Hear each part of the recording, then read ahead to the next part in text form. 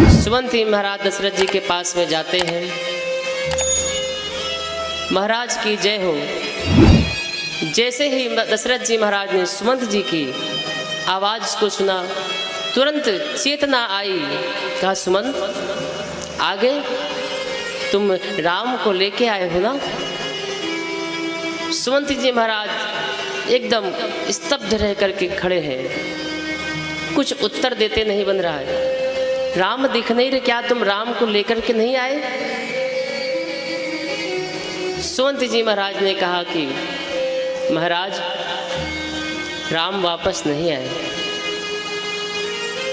अनेकों प्रकार से मैंने उनको समझाने का प्रयास किया, फिर भी वो वापस नहीं आए।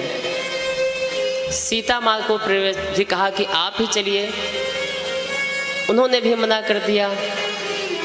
आपके चरणों में प्रणाम भेजा है, कहा है कि मेरे पिताजी से जाकर के मेरा प्रणाम कहिए और कहिएगा कि पिताजी आप हमारी चिंता ना करें। 14 वर्ष किस प्रकार बीत जाएंगे, 14 वर्ष बीत जाने के बाद मैं आकर के आपको प्रणाम करूंगा।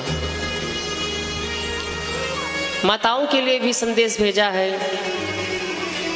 कि माताएं भी मेरे प्रेम में ज़्यादा चिंतित ना हो।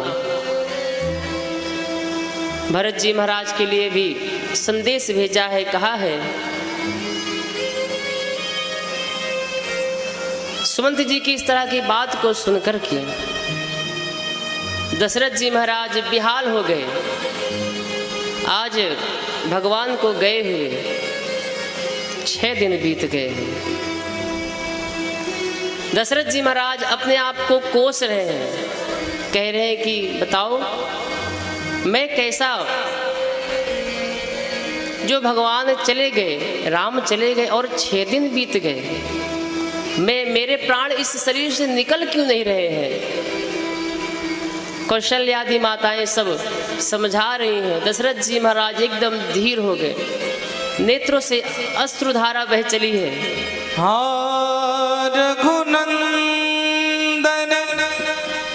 प्राण प्रीते, तुम बिनु जियत बहुत दिन बीते। हाँ जानकी लखन हार गुबर, हाँ पितु हित चित चातक जल। हाय हाय कर करके हा राम, हा लखन, हा जानकी, मेरे पुत्र, मेरे एक बार कहने पर मेरे हित के लिए बताओ 14 वर्ष के लिए वनवास में चले गए। दशरथ जी महाराज ऐसा कह करके पृथ्वी पर गिर जाते हैं। कौशल्या माता उनको संभालती हैं, कहते हैं महाराज, इस अयोध्या के आप इकलौते सूर्य हैं, अपने आप को संभालिए, क्योंकि ये अयोध्या रूपी जहाज के सिर्फ आप ही खेवनहार हैं। अगर आप इस दुख की घड़ी में अपने आप को संभालेंगे नहीं तो हम सब किसको देख करके धीर रह पाएंगे? कई प्रकार से जब कौशल्या माँ समझाती हैं, दशरथ जी कहते हैं कौशल्या, अब दशरथ जी महाराज भगवान के रूप के सौंदर्य का ध्यान कर रहे हैं। ध्यान करते करते उनके मन में बात घूमने लगी, उनको वो वाणी कानों में सुनाई देने लगी। कौन सी वाणी? तापस अंधक श्राप सुधियाई, कौशल्य ही सब कथा सुनाई। कौशल्या, तुमको पता है एक बार मैं वन में आखेट के लिए गया, मुझे ऐसी भ्रांति हुई कि कोई हिंसक जीव आया है और मैंने शब्द वेदी बाण चला दिया। जाकर के मैं वहाँ देखता हूँ तो एक बालक घड़े में जल भर रहा था। जा कर के देखा, उसके तीर को निकाला। उसने कहा, आप कौन? मैंने बताया कि मैं इस राज्य का राजा हूँ। उसने कहा, आपने ये ठीक नहीं किया।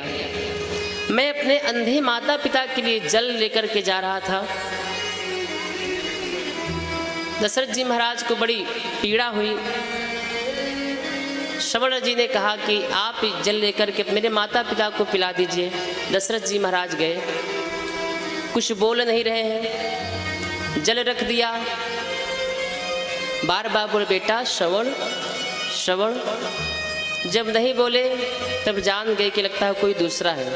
दशरथ जी ने कहा कि मेरे द्वारा धोखे से बाण लगने से आपके पुत्र की मृत्यु हो गई है। दोनों पति पत्नी व्याकुल हो गए और दशरथ जी महाराज को श्राप दिया कि मैं नेत्रहीन हूँ, ना कहीं जा सकती हूँ ना कहीं आ सकती हूँ।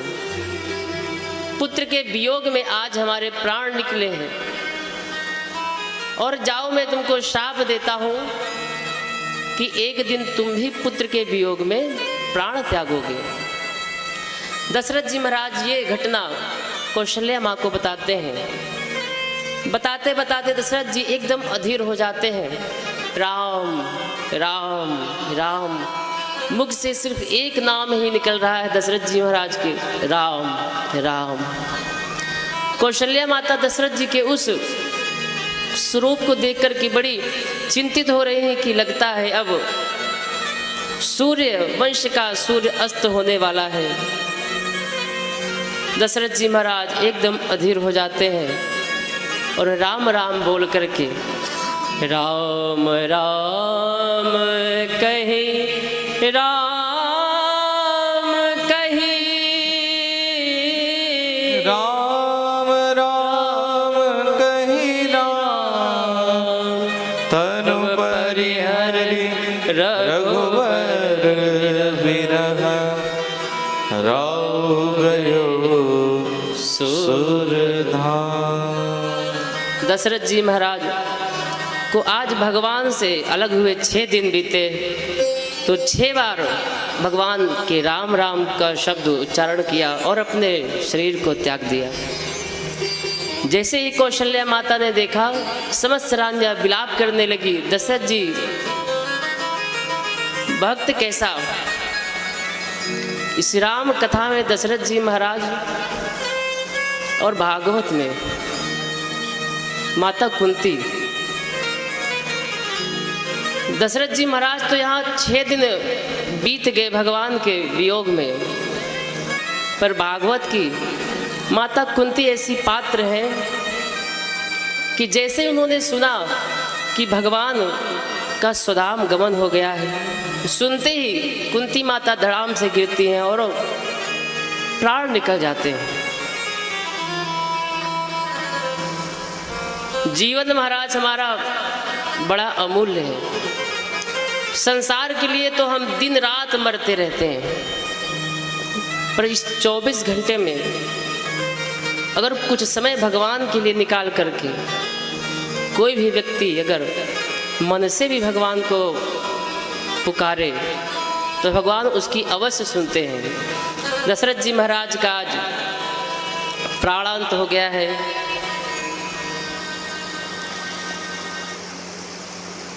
कौशल्या आदि रानियां सब अधीर हो गई। जैसे ही अवधवासियों को पता चलता है, सारे अवधवासी